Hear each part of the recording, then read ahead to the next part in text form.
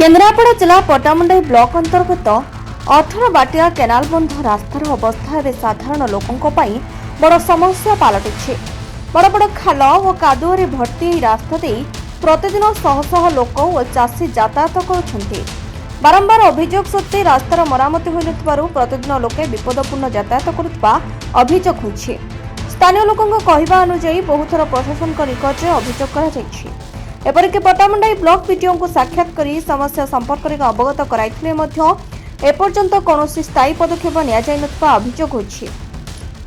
विशेषकर वर्षा दिन में रास्ताटी संपूर्ण कादुअरे परिणत होउथिबारु चाष काम को जाउथबा चाषी एवं दैनंदिन यातायात करुथबा लोक माने अनेक समय दुर्घटनार शिकार होउछन्ति।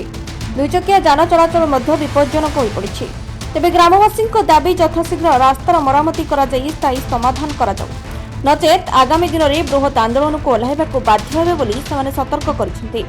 अनिल कुमार मल्लिक आमे सूचना टीवी रु स्वागत जनाऊँ। आमे अभी अच्छु केन्द्रापड़ा जिला अंतर्गत 18 बाटिया गोटे भद्र महाकाली मंदिर निकट थिबा आमे गोटे विजुअल नहींचु। मो पछपटे थिबा गोटे रास्ता जहाँकि बारंबार पंचायत लेवल एनआरजीएस काम कराई ठका जाइछि, जहाँकि धूलिसात करी खिया जाइछि, जहाँकि पंचायत रास्ताटी आपड़ देखुवे ये रोड टी आम केनाल बंधु लगी किंतु इठी माने कहबार कारण ये किसी चाष जमी करुँच चाष कर चाष जमी करागले जो माने जो माने चाषी से माने भेड़ा को तला बाहर नहीं जाऊँ किंतु हेले कौन कादुओ घर्षण खर्चर आंटी कादुओ ये रोड उपरे बारंबार अभियोग कलापर भी जिला प्रशासन जे जिलार कलेक्टर जे मजिस्ट्रेट आम कथा टे बुझुना बोलिकी लोक मानकर प्रतिज्ञा किंतु आमे लोकंकर प्रतिज्ञा नबाकू चेष्टा करिछु। लोक माने इठी केही देखा नांदिनी। आमे गाँव जीरो रे अछु एवं गाँव जीरो रे आमे लाइव कवरेज करिया चाहूछु।